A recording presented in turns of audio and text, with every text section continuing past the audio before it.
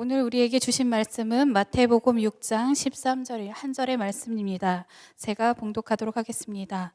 우리를 시험에 들게 하지 마시옵고 다만 악에서 구하시옵소서. 나라와 권세와 영광이 아버지께 영원히 있사옵나이다. 아멘. 목사님 나오셔서 악에서의 구원 나오셔서 설교 말씀해 주시겠습니다.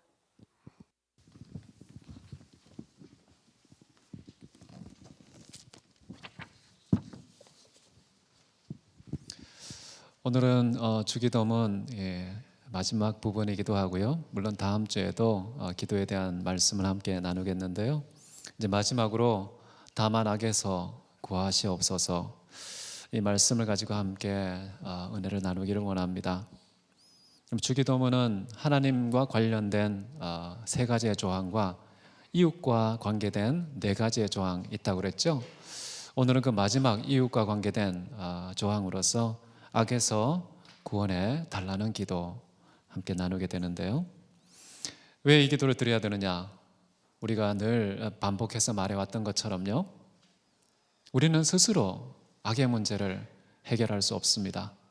오직 하나님만 악의 문제를 해결하실 수 있기 때문에 기도의 제목입니다. 여러분, 우리에게 악에서 구해달라고 하나님께 기도하십시오. 우리 스스로는 안 되는 것입니다. 그래서 악의 존재를 저는 그렇게 생각합니다. 하나님께서 우리로 하여금 나에게 오라 이렇게 초청하는, 어쩌면 섭리의 장치라는 생각도 듭니다. 악이 왜 이 세상에 존재할까? 많은 질문 던질 수 있는데요, 다양한 이유 우리가 언급할 수 있겠지만 저는 궁극적으로는 하나님의 사랑 때문에 허락하신 것이다 이렇게 생각합니다.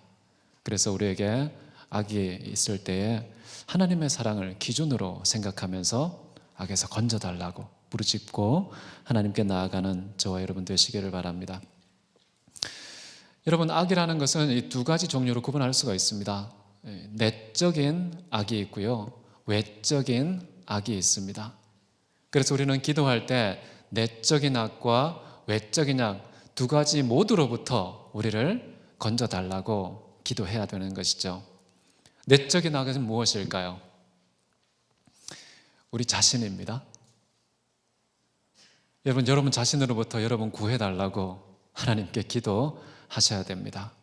우리 인간의 마음은 만물보다 거짓되고 부패했다고 그랬죠. 우리 인간 괜찮은 사람 아무도 없습니다. 우리를 가장 더럽히는 그 원인이 나 자신입니다. 나를 가장 비참하게 만드는 원인이 나 자신입니다. 나를 가장 교만하게 만드는 것도 나 자신입니다. 나를 가장 거짓되게, 가장 악하게, 가장 못되게, 가장 이기적으로 만드는 원인이 나 자신입니다. 그래서 우리는요, 할 수만 있다면 우리를 부인하는 게 우리의 악으로부터 우리가 보호를 받는 방법인 것이죠. 그래서 예수님께서 이런 말씀을 하셨습니다. 마태복음 23장 12절입니다. 우리 같이 한번 읽겠습니다. 시작. 누구든지 자기를 높이는 자는 낮아지고 누구든지 자기를 낮추는 자는 높아지리라. 너무 역설적이죠. 이 세상의 익숙한 질서와는 너무나 판이한 그런 삶의 방법입니다. 사람들은 할 수만 있다면 높아지려고 하죠. 할 수만 있다면 낮아지고 싶지 않아 하죠. 그런데 성경은 정반대입니다. 누구든지 높이고자 하는 자는요, 낮아질 것이고 스스로를 낮추는 자는 높아질 것이다. 웬 역설입니까? 이것을 이해하기 위해서는요, 내가 누구인지를 알아야 하는 것이죠. 우리는 괜찮지가 않다는 것입니다. 우리는 악하다는 것이죠. 거짓됐다는 것입니다. 교만합니다. 얼마나 많은 술수와 악독이 우리 안에 있는지 모릅니다. 그런 내가 높아졌다고 생각해 보십시오. 어떻게 될까요? 더 이기적이겠죠. 더 욕심을 많이 부리겠죠. 더 나의 가치관을 딴 사람에게 강요하겠죠. 그 주변에 있는 사람이 좋아할까요? 다 싫어합니다. 다 떠나갑니다. 내가 살아있으면 살아있을수록 오히려 주변에서는요, 낮아질 수밖에 없어요. 저렇게 높아져 스스로 자고한 사람 아무도 좋아하지 않습니다. 모든 사람들부터 따돌림을 당하는 것이죠. 그런데 자기를 한번 낮춰보십시오. 내 뜻이 아니라 타인의 뜻을 존중해 주고요. 내 욕심이 아니라 타인의 이득을, 타인의 유익을 먼저 생각하고 배려하는 그런 태도로 나의 모든 것을 낮춰보십시오. 내 뜻과 내 욕심과 내 욕망과 내 기분과 내 모든 유익을 내려놓고 낮추면요, 신기하게도 하나님께서 우리를 높이십니다. 주변에 있는 많은 사람들이 다 사랑합니다. 다 다가옵니다. 다 존중해 줍니다. 함께 있고 싶어 하는 것이죠. 나를 배려해 주고 나를 이해해 주고 나를 보호해 주고 나의 유익을 추구하는 그런 사람을 싫어하는 사람 어디에 있습니까? 다 좋아하죠. 여러분의 욕망 낮추는 게 지혜입니다. 여러분의 기호 좀 잠잠케 내려놓는 게 지혜입니다. 조금 손해보는 것이요, 하늘의 엄청난 복으로 채워지기 때문에 지혜로운 것입니다. 그래서 낮추면 높아지고 높아지면 낮춘다. 같은 맥락에 예수님께서 요한복음 12장 25절에서 이런 말씀했습니다. 같이 읽습니다. 자기의 생명을 사랑하는 자는 잃어버릴 것이요, 이 세상에서 자기의 생명을 미워하는 자는 영생하도록 보존하리라. 같은 문맥의 역설이죠. 내용이 같습니다. 우리의 생명을 사랑하는 자는 어떻게 된다고요? 잃어버릴 것입니다. 그런데 나를 미워하는 자는 어떻게 된다고요? 영원하도록 보존될 것이다. 이렇게 얘기합니다. 저는 기독교에서나 어떤 다른 곳에서 한 번도 보지 못한 정의를, 저는 하나님의 지혜를 주셨다고 생각하는데요, 개념이 하나 있습니다. 나는 누구인가? 여러분 개개인 나는 누구인가? 저는 이중적인 개념이 있다고 생각합니다. 첫째는 나 자신이고요, 동시에 타인입니다. 나 자신은 자신인 동시에 타인이다. 이런 말 들어본 적 없으시죠? 저는 하나님께서 우리를 인식할 때, 우리를 생각할 때 이런 이중적인 개념으로 이해하지 않으면 성경이 많이 이해가 안 될 때가 많은 것 같아요. 우리는 자신이기도 하면서 타인이기도 합니다. 그래서 여기서 보면 자기의 생명을 사랑하는 자라고 했을 때에는 이 자신과 관련된 것입니다. 나 자신을 버리라는 것이죠. 그런데 나는 동시에 타인이기도 하다는 것이죠. 언제 타인이 됩니까? 왜 타인입니까? 왜냐하면요, 우리의 생명이 우리의 것이 아니기 때문에, 예수께서 피로 값주고 사셨기 때문에요, 내 거가 아니어서 타인입니다. 나는 원래 내 건데 그럼에도 불구하고 예수께서 나를 피로 값주고 사셨기 때문에요, 소유권이, 처분권이 내게 있지 않습니다. 그래서 만약에요, 우리의 생명을 끊는, 스스로 목숨을 끊는 일을 행하면 어떻게 될까요? 두 가지의 죄가 적용됩니다. 첫 번째는 무슨 죄일까요? 살인죄. 왜 살인죄입니까? 내 거가 아니니까요. 내 거가 아닌 하나님의 생명을 끊었기 때문에 살인입니다. 살인. 그리고 우리가 쉽게 이해할 수 있는 것은 자살이죠. 자살. 자기 목숨을 끊었으니까. 그래서 자신이면서 타인인 나를 스스로 목숨을 끊으면 두 가지 죄. 하나는 살인이고요, 동시에 자살입니다. 근데 이런 개념을 얘기하면 예수님에 대해서도 의문이 생깁니다. 예수님은 스스로 죽으셨습니까? 아니면 힘이 적어서 어떤 외부의 공격을, 위협을 이기지 못해서 돌아가신 걸까요? 예수님 하늘과 땅의 모든 것을 갖고 계신 분 아닙니까? 그런 분의 생명을 마음대로 뺏기도 하고 탈취하기도 하는 그런 외부의 어떤 세력이 있을 수 있을까요? 없겠죠. 예수님은요, 자기의 생명을 취할 권세도 있고요, 버릴 권세도 가지고 계십니다. 그런 분은요, 자기가 스스로 자기의 생명을 내어주셔야 비로소 죽으실 수 있어요. 그래서 나는 나의 생명을 많은 사람들 위해서 스스로 내어주셨다, 대속제물로 내어주셨다, 이렇게 얘기를 했습니다. 그러니까 스스로 죽으신 거잖아요. 자발적으로 죽으신 거죠. 그러니까 사람들이 자살했네? 이렇게 얘기합니다. 자살이네, 예수님? 근데 자살이 아닌 두 가지 이유가 있습니다. 첫 번째는 뭘까요? 우리는 내가 스스로 목숨 끊으면 자살이죠. 근데 예수님께서는요, 자살이 아닙니다. 첫 번째는요, 예수님은 생명의 주인이기 때문에 그렇습니다. 생명 자체시기 때문에 그렇습니다. 생명의 근원이시기 때문에 그렇습니다. 우리 인간은 생명이요, 하나님께서 친히 우리에게 호흡과 생명과 만물을 주셔야 존재하는 자입니다. 근데 하나님은 어떻죠? 스스로 존재하신 분이세요. 생명 자체시고 생명의 주인이시기 때문에 생명의 소유자고 그 생명을 마음대로 처분할 수 있는 유일한 권한을 가지고 계신 분이다. 그래서 예수님은요, 당신의 생명을 내어주셔도 자살이라고 말하면 안 되는 것입니다. 권한을 행사하셨다, 이렇게 봐야 됩니다. 우리는 권한을 행사한 게 아니에요. 왜요? 우리는 동시에 타인이기 때문에 내 안에 하나님의 소유물인 생명이 있습니다. 그 생명이 내 거가 아니기 때문에 함부로 처분하면 불법입니다. 하나님의 권한을 탈취한 것이죠. 그렇기 때문에 우리는 자살하면 안 됩니다. 권한이 없습니다. 근데 예수님만이, 생명의 주인이신 주님만이 우리를 위해서 생명을 주실 수 있는 것이죠. 두 번째 자살이 아닌 이유는 뭘까요? 아버지 하나님께서 죽으라고 명령하셨기 때문이죠. 죽으라고 명령하셨기 때문에.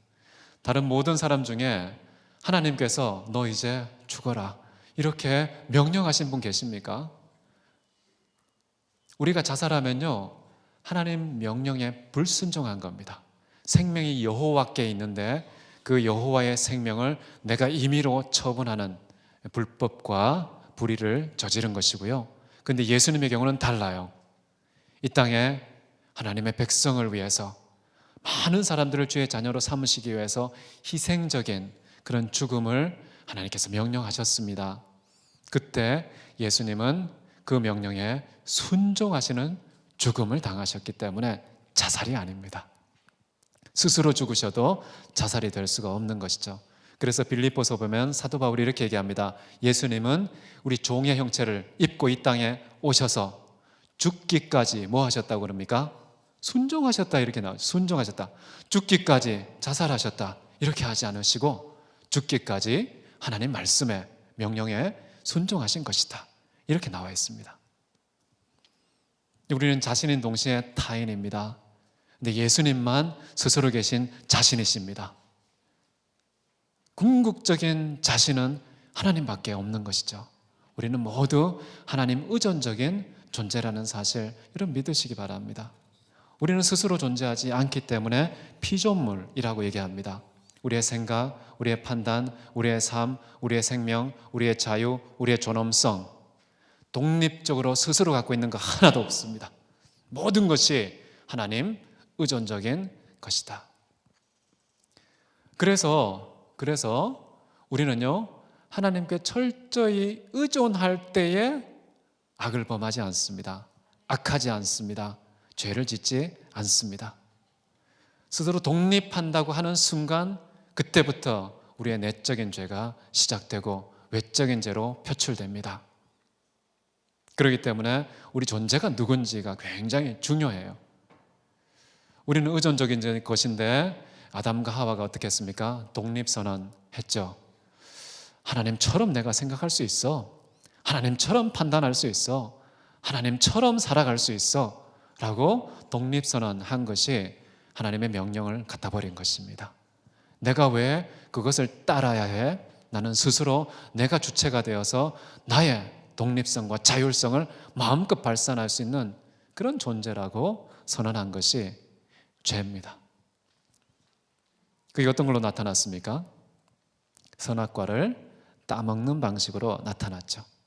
선과 악, 그것은 내가 판단한다, 내가 기준이다, 판단의 주체는 나다, 이런 선언이 바로 선악을 알게 하는 나무의 열매를 따먹은 것입니다.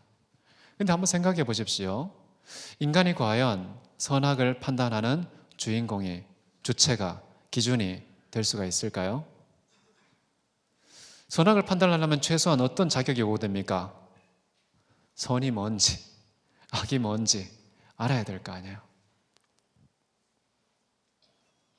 근데 우리는 어떤 자일까요? 물론 하나님께서 태초에 창조하실 때에 보시기에 심히 좋았더라, 이걸 다른 말로 하면요, 보시기에 심히 선하였다, 이런 표현을 썼습니다. 그래서요, 존재하는 모든 것은요, 사람들이 선이라고 얘기합니다. 근데 피조된 모든 존재들은 비록 선으로 분류되기는 하지만 궁극적인, 절대적인, 일차적인, 독립적인 선이 아닙니다. 하나님 의존적인 선인 거예요. 하나님으로부터 파생된 선인 것입니다. 얼마든지 악으로 바뀔 수 있는 가변적인 선입니다. 그렇기 때문에 하나님이 선이신 것과 인간이 지음받은 존재로서 피조물로서 갖는 그 선함과는 질적 차이가 있다는 거예요. 하나님은 태양이십니다. 근데 우리는요, 태양빛을 받지 못하면 빛을 발할 수 없고 존재감을 상실하는 달입니다. 그러니까 범사에 주님을 의존해야 돼요. 그분에게 의존할 때 우리의 가치관, 우리의 존엄성, 우리의 의미, 우리 인생의 모든 내용이 정상적으로 될 수 있는 것이죠. 근데 하나님께 의지하지 않는 순간 뭐가 됩니까? 단세포 출신으로 변하지 않습니까? 아메바 출신으로 변하지 않습니까? 원숭이 출신으로 타락하지 않습니까? 우리 인간을 뭘로 봅니까? 파리 목숨으로 보지 않습니까? 있어도 그만, 없어도 그만, 돈벌이의 수단으로 생각하지 않습니까? 하나님을 떠나면요, 인간은 참 비참해집니다. 근데 하나님 의존적이 될 때 인간의 인간다움이 회복되고 확보되는 것이죠. 그렇기 때문에 우리는 항상 하나님을 의지해야 된다라는 것입니다. 그래서요, 저는 선과 악의 개념이 이 하나님 의지하고 연관되어 있다라고 생각하고 그 사실을 사도 바울은 정말 정확하게 지적해주고 있는데요. 로마서 14장 23절입니다.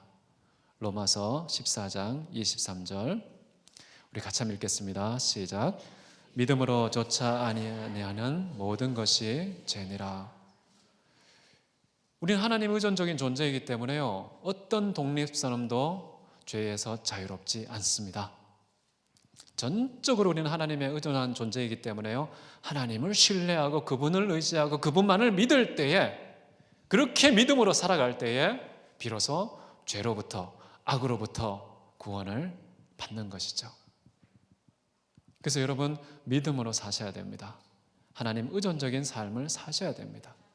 진짜 선하다, 정말 악하다, 이것을 우리 스스로가 판단의 기준이나 판단의 주체가 되어서는 안 되겠습니다.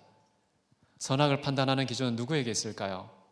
전적으로 하나님에게 있습니다. 그렇기 때문에 따먹지 말라고 한 거예요. 인류의 역사를 한번 쭉 보십시오. 태초에 하나님께서 선악을 알게 하는 나무의 열매를 먹지 말라는 금지령을 주셨고요, 인류는 어떻게 됐습니까? 따먹었습니다. 내가 판단할 거야, 내가 기준이야, 내가 주체야, 이렇게 독립선언하면서 인류의 역사가 시작됐습니다. 자, 그러면 창세기 전체를 한번 보십시오.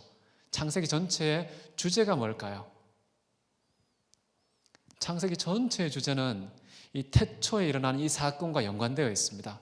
선과 악을 구분하는 기준과 주체 나야 라고 독립선언한 그 인간에 대해서 하나님께서 그렇지 않아 라고 하시면서 역사를 펼쳐 가시는데요, 이 창세기 전체의 주제는 뭐냐면요, 하나님의 선하심입니다. 하나님의 선하심. 다시 말하면 선의 기준, 선의 원천, 최고의 선, 선의 주체 하나님이시다. 이것을요, 역사 속에서 보여주는 것이죠. 그 보여줄 때 등장인물이 요셉이라는 사람입니다. 요셉이 이제 억울하게 형들에 의해서 팔려갔죠. 종살이, 옥살이 무려 13년 동안 했습니다. 그러다가 나중에 어떻게 됩니까? 총리가 되고 이 애굽 전체를 총괄하는 그런 지도자가 되었죠. 이제 끝자락에 이르러서 50장에 보면 이제 형들이 이제 요셉한테 눈물을 흘리며 이게 회개하고 돌이키는 모습이 보입니다. 그러나 그때 요셉이 과연 어떤 말을 했을까요? 그래서 요셉의 고백이 참 중요합니다. 우리 같이 한번 보실까요? 창세기 50장 20절입니다. 같이 읽습니다. 시작. 당신들은 나를 해하려 하였으나 하나님은 그것을 선으로 바꾸사 오늘과 같이 많은 백성의 생명을 구원하게 하려 하셨나니. 참 놀라운 것입니다. 참 놀라운 것입니다. 왜냐하면 형들은 동생을 팔아먹었어요. 아니 몇 푼 된다고, 몇 푼 얻겠다고 자기의 천하보다 귀한 동생을 팔아넘긴 그 형들은 악을 행했죠. 악을 행했습니다. 근데 하나님께서는 그 악을 어떻게 하셨다고요? 선으로 바꾸셨다. 이게 선의 주체가 보여주는 위엄입니다. 선 자체가 어떤 분이심을 우리에게 계시하신 것입니다. 악도 더 이상 악일 수 없는 존재가 진짜 선이신 것이죠. 아무리 악한 것도요, 하나님 앞에서는 무릎을 꿇습니다. 형들의 그 천인이 공노할, 용납할 수 없는, 용서되지 않는 그런 죄악을 저질렀는데도요, 그 악함이 하나님의 통치와 섭리 아래에서 선으로 바뀌는 역사, 이게 선의 능력이죠. 근데 인간은 그거 할 수 있습니까? 없습니까? 못해요. 못합니다. 오직 하나님만 선을 선으로 이루시고요, 악도 선으로 바꾸시는 유일한 능력자가 되신다는 것이죠. 이게 바로 하나님의 위엄입니다. 온천하에 하나님만 선하심을 믿으시기 바랍니다. 이 세상에 선한 거 하나도 없습니다. 인간에게 손을 돌리지 마십시오. 여러분, 예수님은 어떻게 하셨을까요? 예수님은 이런 말씀하셨어요. 마가복음 10장 18절에서요. 정말 선하신 분이 누구일까? 이렇게 말합니다. 같이 한번 읽겠습니다. 시작. 예수께서 이르시되 내가 어찌하여 나를 선하다 일컫느냐? 하나님 한 분 외에는 선한 이가 없느니라. 여러분 질문 드릴게요. 예수님 선하지 않으십니까? 선하시잖아요. 본인은 선하심에도 불구하고, 악이 없고 죄가 전혀 없으심에도 불구하고 진짜 선하신 분은 오직 하나님 한 분 외에는 없다는 것을 얘기합니다. 선과 악의 기준이 누가 될 수 있다는 겁니까? 하나님뿐이라는 거예요. 선과 악의 판결자, 주체는 유일하게 하나님뿐이다. 이것을 신약에서도 고백하고 있습니다. 이 선악의 문제 굉장히 중요합니다. 이 선악의 문제 때문에 꺾어졌던 사람, 무너졌던 사람 누굽니까? 욥 아닙니까? 욥. 가족들을 다 잃고 모든 재산 다 잃고 온몸에 악착이 생겨도 넘어지지 않았어요. 그런데 친구들이 와가지고 너 죄 졌지? 죄 짓지 않고 어떻게 이런 형벌이 와? 이렇게 권선징악, 그런 개념으로 욥의 고난을 해석했을 때, 아니 나 하나님 앞에 어려워, 죄 짓지 않았어, 정직해, 이렇게 자신의 옳고 그런 문제가 부딪히니까요, 와르르 무너지는 겁니다. 참 인간은 연약합니다. 사탄은 잘 알아요. 언제 넘어지는지, 그 무너지는 지점을 정확하게 알고 있기 때문에요, 우리를 유혹하고 충동할 때요, 야 너가 오라, 네가 선이야, 선한 판단한 거야, 선한 생각이야, 선한 행동이야, 이렇게 자꾸만 충동해서요 그걸 하고야 말게 만듭니다. 그거에 대해서 거절되면 어떻게 합니까? 분노하고 증오하고 잘못한 폭력도 행사하는 그런 판단을 정당하게 만드는 사탄의 유혹이 있다고요. 우리는 선하지 않은데 선하다고 속이는 것이죠. 오직 하나님만 선하시기 때문에요, 주님만이 우리의 모든 악의 문제를 해결할 수 있다. 악을 선으로 바꾸시는 유일한 능력자가 되신다는 거예요. 근데 이것을 악으로 바꾸는 아주 독특한 또 방법이 있습니다. 하나님의 방법. 어떻게 악조차도, 재앙조차도, 고통조차도 선으로 바꾸실까? 그것이 로마서 8장 28절입니다. 우리 같이 한번 읽습니다. 우리가 알거니와 하나님을 사랑하는 자, 곧 그의 뜻대로 부르심을 입은 자들에게는 합력하여 선을 이루니라. 이 모든이라는 것이 빠졌는데요, 모든 것이 합력하여 선을 이룬다. 모든 것에는 무엇까지 포함되어 있을까요? 선이든 악이든 가리지 않고 모든 것입니다. 심지어 의로운 일이든 불의한 일이든 그 모든 것도, 이 모든 것이 하나님을 사랑하는 자들에게는 어떻게 된다고요? 선을 이룬다고 얘기합니다. 선으로 바뀐다는 것이죠. 참 신기하죠? 하나님을 사랑하지 않으면요, 악이 우리에게 악으로 적용됩니다. 그런데 하나님을 사랑하면요, 악이 선으로 바뀝니다.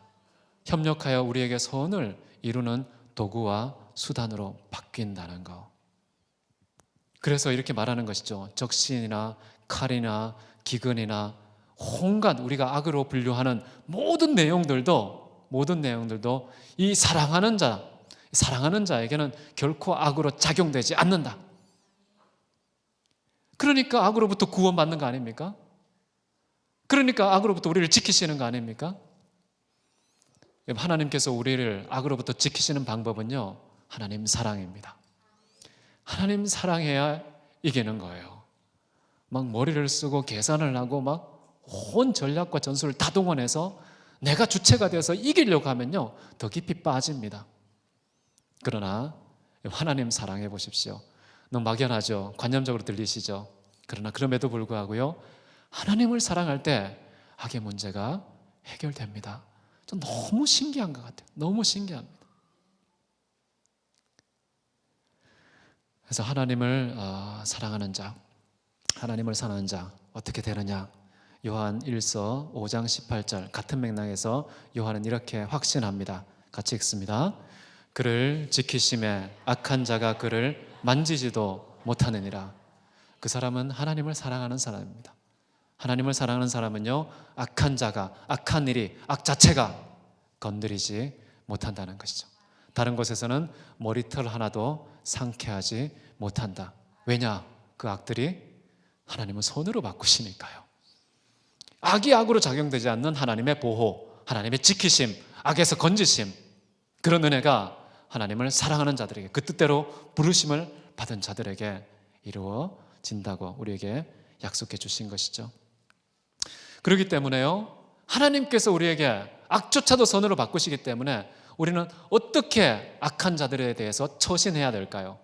우리를 괴롭히는 자, 우리를 힘들게 하는 자, 우리를 손해보게 하는 자, 우리를 공지와 슬픔과 아픔 속에 파묻는 자에 대해서 우리는 어떻게 반응하면 될까요? 집안 식구일 수 있고, 직장 동료일 수 있고, 학교에 여러 가지 우리가 처하는 모든 곳에서 우리를 힘들게 괴롭히고 우리를 악하게 하는 그런 외부의 악으로부터 우리는 어떤 태도와 반응을 하는 것이 좋을까요? 물론 구약에서는요, 이에는 이로, 눈에는 눈으로 이렇게 그냥 갚아주라고 얘기하죠.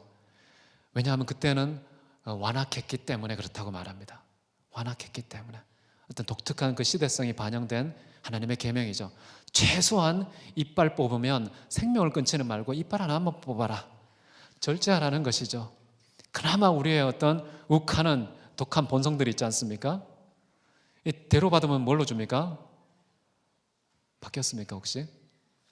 말이 큰지 대가 큰지 잘 헷갈리는데요, 어쨌든 조그마한 거 한번 하면요, 평생 한을 품고 뒤끝이 장렬합니다. 아주 수많은 시간 동안 보복될 때까지, 내 속이 후련할 때까지 보복하는 그런 사람이 있을까 봐요. 이빨 뽑혔으면 이빨 하나만 뽑아라, 눈이 뽑혔으면 눈 하나만 뽑아내라, 이런 최소한의 물리적인 형평성, 이건 넘지 말아라, 이런 하한 선을 제시한 거예요. 근데 예수님께서 우리에게 하시는 말씀은 무엇입니까? 그렇게 하지 말라고 그러죠. 너희 원수를 축복하라, 사랑해 주어라, 기도해 주어라, 이렇게 이야기를 합니다. 이런 가르침을 받아서 바울이 뭐라고 얘기합니까? 로마서 12장 17절에서 18절입니다. 같이 한번 읽습니다. 시작. 어떤 이에게도 악을 악으로 갚지 말고 모든 사람 앞에서 선한 일을 도모하라. 할 수 있거든 너희는 모든 사람과 더불어 화목하라. 어떤 이에게도 악을 악으로 갚지 말라고 합니다. 여러분께 겉옷을 달라고 하면요, 속옷까지 주는 것이죠. 나에게 어떤 오리를 요구하면요, 심리까지 동행해 주는 것이죠. 뺨을 때렸습니까? 맞은 뺨까지 다 해결해라. 이렇게 뺨을 내미는 것이죠. 이게 굉장히 어렵죠. 근데 예수님께서 그렇게 하라고 얘기합니다. 악을 악으로 갚지 않는 방법은요, 악을 선으로 이기는 겁니다. 선으로 악을 이기는 겁니다. 좀 선으로 악을 이기는 유일한 방법이 뭘까요? 아까 다 얘기했습니다. 선이 있어야 될 거 아니에요. 손으로 이기려면, 그죠? 손에 무기가 있어야 될 거 아닙니까? 악을 때려 부시려면. 그런데 그 선은 하나님밖에 없는 거예요. 그러니까 손으로 악을 이기는 유일한 방법은 뭡니까? 하나님밖에 없는 거예요. 하나님께 기도할 수밖에 없습니다. 악을 악으로 갚으려면요, 기도 안 합니다. 사람이 기도하기 싫습니다. 기도하는 게 불쾌하죠. 저 인간은 내가 반드시 내 주먹으로 갚아야겠어. 이런 이기적인 마음, 독립적인 마음, 내가 스스로 심판자가 되고 판단자가 되는 그런 길을 가기 쉽지만요, 내가 선이 아닙니다. 선으로 악을 이기고자 하는 자는요, 유일하게 선이신 하나님께만 답이 있다는 것을 믿고 하나님께 기도하는 자입니다. 그 하나님을 사랑함으로써 이겨지는 거예요. 그래서 우리에게 악이 닥쳤을 때 분노하지 않습니다. 보복하지 않습니다. 미워하지 않습니다. 막 분노를 격발하지 않죠. 왜 그게 가능할까요? 왜냐하면 외적인 악은요, 우리 안에 있는 내적인 악을 다스리고 제어하고 제거하는 수단이 되기도 하거든요. 우리가 한번 외적으로 혼나보면요, 겸손해집니다. 부드러운 사람이 돼요. 둥글둥글 뾰족하던 게 다 다듬어져요. 우리 속에 있는 뾰족하고 날카롭고 차가운 악, 그 악들이요, 하나님께서 정말 주변에 다양한 재앙들을 허락하셔서 그 악조차 선으로 바꾸셔서 내 악을 선으로 바꾸는 그런 역사를 일으키기 때문에요, 미워할 수가 없는 겁니다. 보복할 수가 없는 겁니다. 증오와 분노를 격발할 수 없는 겁니다. 하나님께서 악조차도 살아계신 그분이 선으로 바꾸시니까 내가 왜 흥분해야 됩니까? 왜가 내 보복해야 되겠습니까? 그렇기 때문에 하나님을 믿는 자, 하나님을 정말 사랑하는 자, 주님만이 선이라고 확신하는 자, 그분의 허락하에 이루어진 모든 악들 오히려 겸허히 받고요, 하나님을 노래하고 손으로 바꾸실 하나님을 기대하고 손으로 바꾸신 하나님을 찬양하는 근거로 삼는 것이죠. 여러분, 그런 삶을 사시기 바랍니다. 오늘 마지막으로 우리가 악을 손으로 바꾸게 해달라고, 악에서 우리를 구원해 달라고 우리 하나님께 기도해야 됩니다. 매일 기도하십시오. 그러나 기도하는 방법이 오늘 나왔습니다. 첫째는 하나님만이 선하다는 사실, 선의 기준이라는 사실, 선의 주체라는 사실, 선의 유일한 판결자라는 사실을 믿고 우리가 살아가는 삶의 모든 현장에서 오직 그 선하신 하나님을 믿고 하나님에 의해서만 그 선으로 악을 이기는 저와 여러분 되시길 바랍니다. 다 같이 기도하시겠습니다. 사랑이 많으신 하나님 아버지, 주님의 크신 사랑과 은혜에 감사드립니다. 인간적인 문맥에서 볼 때는 악하고 우리에게 괴로움과 슬픔과 고통을 주는 것이지만, 그럼에도 불구하고 하나님께서 감당할 것을 허락하셨고 능히 피할 것을 주시기에 허락하신 것을 믿고 악조차도 손으로 바꾸신 하나님을 기대하는 저희들 되게 도와주옵소서. 그 하나님을 바라보고 예수께서 짊어지신 그 십자가의 방식으로 그 선하심과 사랑으로 악을 이기게 하옵소서. 미움을 이기게 하옵소서. 주님만이 선의 승리자 되십니다. 주님, 우리 인생에 초청하여 그런 승리를 맛보고 동참하는 저희들 되게 도와주옵소서. 존귀하신 주님, 우리 대학교회 가운데 함께 해주옵소서. 모든 악으로부터 지켜주시기 원합니다. 우리 대학교회 성도님들, 우리 자신이 악하지는 않은지 돌아보게 하시고 주변에 있는 악들도 주님께서 친히 손이 되셔서 능히 이길 수 있도록 역사해 주옵소서. 하나님의 거룩한 은혜가 우리를 보호하시고 지키시고 또한 영광을 받으실 것을 믿고 감사 찬송드리며 살아계신 예수 그리스도의 이름으로 기도드렸습니다. 아멘.